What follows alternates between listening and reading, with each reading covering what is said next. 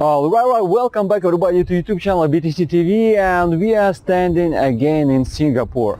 The main reason why we are here because today is going to be started World Blockchain Forum right here in this city. And also this event is co-hosted by S-Block, so hopefully we can meet interesting people, make interviews with them with great projects as well, and learn more about S-Block during this World Blockchain Forum. So let's get started this video. Are you ready? Let's go!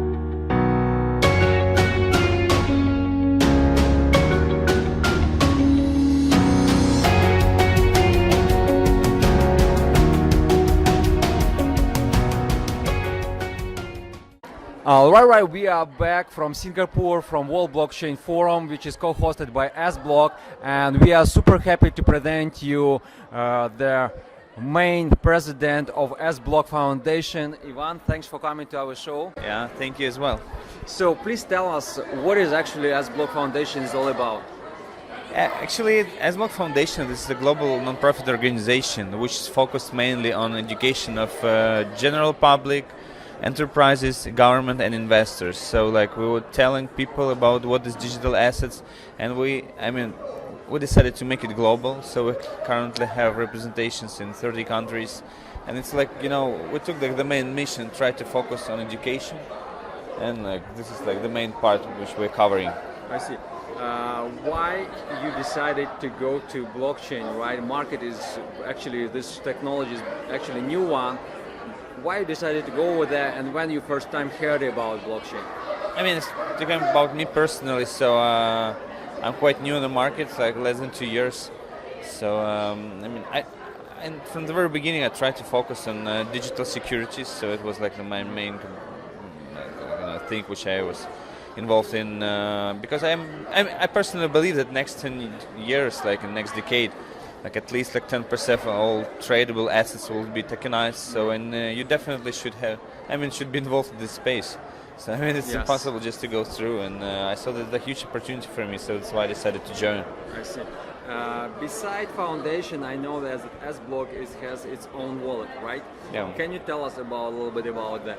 Yeah, the connection, so we're supported by S-Block company, which is their main business. It's a wallet. So S-Block Foundation is supported by S-Block, but they have their own products. So actually doing cool stuff. So they have a wallet,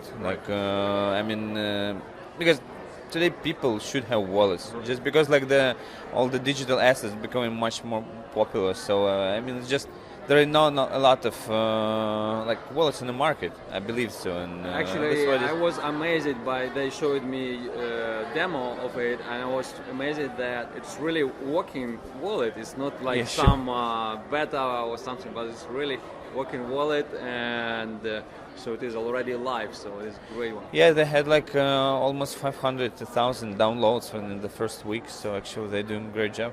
I see. And helping them for supporting us as S-Block Foundation. Yeah. Now, please tell us about, in general, how do you like this event, which is right now in Singapore? Do you happy with the results so far? Yeah, Singapore is actually one of the best places today in the crypto markets, because everybody here, so the community is huge. So all events which are happening here in Singapore, they're usually successful. The WBF is quite big event, so they have. Everything is cool. So I like the event very much. Now, one of the last questions would love to ask you. Last year we celebrated like 10 years anniversary of Bitcoin, right? Your company is also a new one. In your opinion, where will be S-Block in 5 years approximately, if it is you think so? Yeah, I mean, they're developing quite. They have their own products which they want to develop. So I mean, they have very good like roadmap which they presented already. So it's like they have a wallet, they have payment solutions, they have enterprise solutions. So I think they will be great. I mean, because they have a great team also as well. So yeah, they're doing a good job. Yes. All right, thanks, Ivan, for coming to our show, for answering your question, and good luck with your project.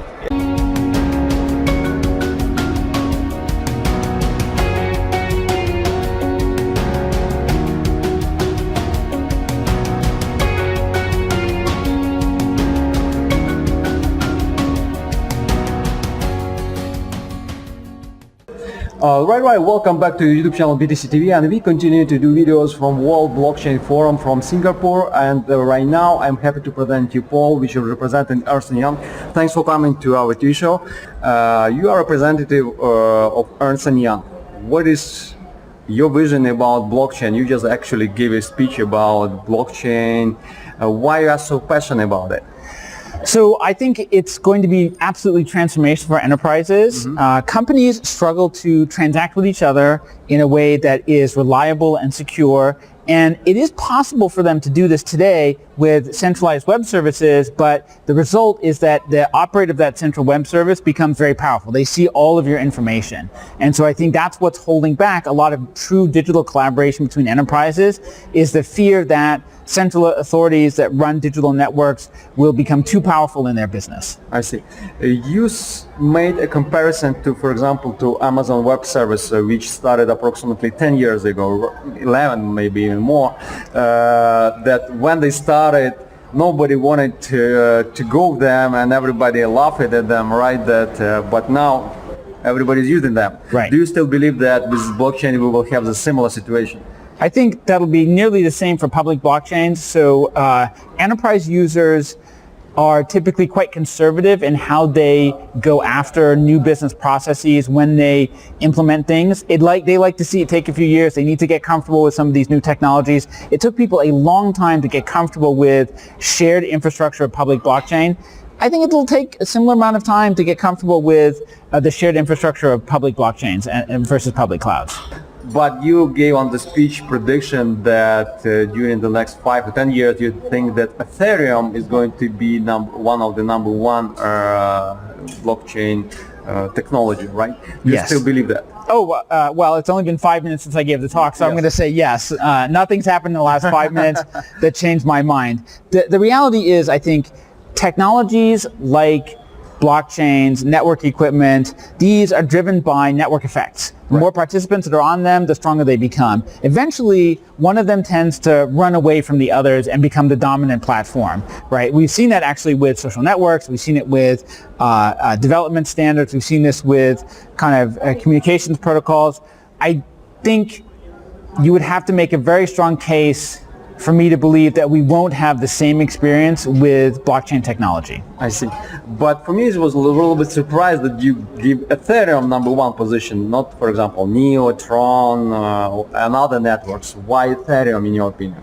Oh, it's just based on the fact that it has by far the most users, the most venture capital, and the most applications, right? I think one of the lessons we get over and over is in technology is you can get really sucked into these big debates about which platform is better, which technology is better. But the reality is that the most successful technology platforms are not the ones that are necessarily the best. They're the ones with the most users. Right. So that is, and at a certain point, that network effect spiral becomes impossible to resist, even if you have something that feels quite a bit better than the current version. All right, well, thanks a lot for your answers, and thanks for coming, and wishing you good luck with what you're doing. Thank you very much.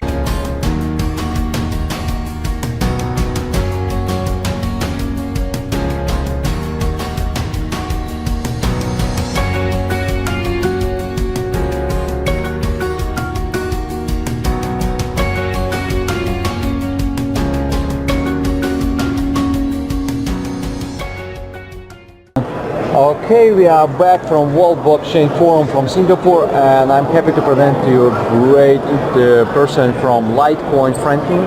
Thanks for coming to our TV show. Thanks for having me. Next question will be, what news will be about Litecoin? Everybody knows that in August, I believe, there's going to be halving, yeah. right? And what will be after that? Well, there'll be another halving in 4 years after that. But in the meantime, we will continue doing what we do, which is development. So as I mentioned on stage, we're looking into complementary transactions and adding more fungibility to the network. That's really our focus right now. We keep our code base very similar to Bitcoin, but we also reach out and try new ideas where we can do. So complementary transactions for us is one of those things where, like I say, we'll add this much needed fungibility into a network. And it's something the Bitcoin core developers are also looking to introduce as well. So we're working very closely with them. And hopefully, if it works on Litecoin, just like Segwit did, we can help then promote and push that technology onto Bitcoin for the benefit of everybody using that network as well. Okay. Everybody heard about news from Facebook, right, with the Libra project, yeah. right? Do you afraid of them? Because basically they're kind of like your competitors, or not? They are and aren't. The thing is, Libra is a stable coin, right? So it's pegged to a reserve of assets. And honestly, I was talking with people and I think it's kind of good for Facebook to be going in this direction. Of course, I don't like the idea that it's Facebook doing it. Anybody else would be better in terms of privacy. But it's something that's good for people who aren't us. Libra is not meant for people in the first world. It's meant for people with economies which don't have access to this more open and secure banking, where their traditional currencies are more fluctuating. If they want to get into something like the dollar, a stronger currency, then Facebook will be offering that with Libra. And again, if I want to send money to somebody in a different country, I can do it with Libra, yeah. If that's what they accept, and they don't want to accept Bitcoin, and they can get a benefit from that. But again, it will be stable. So I don't really see it as much really being competition. It's competition with the other stable coins out there, like Tether, USDC, and unfortunately the Gemini dollar. I feel very bad for the Winklevoss twins. I like them a lot. And of course, I think them naming it Libra, another star sign to go after Gemini, I think it's a bad taste move on behalf of Facebook. But it's more likely going to cause them issues and make the Gemini dollar obsolete than it will Bitcoin. Yeah. All right, Frank, thanks a lot for coming to our TV show and wishing you good luck with Litecoin Foundation. Alright, this is it for the first day of World Blockchain Forum in Singapore, powered by S-Block as well. And it's the second day. I hope we can find more interesting, great people here and make interviews with them. So don't forget to subscribe to our YouTube channel for such more videos, and see you in the next video. Bye.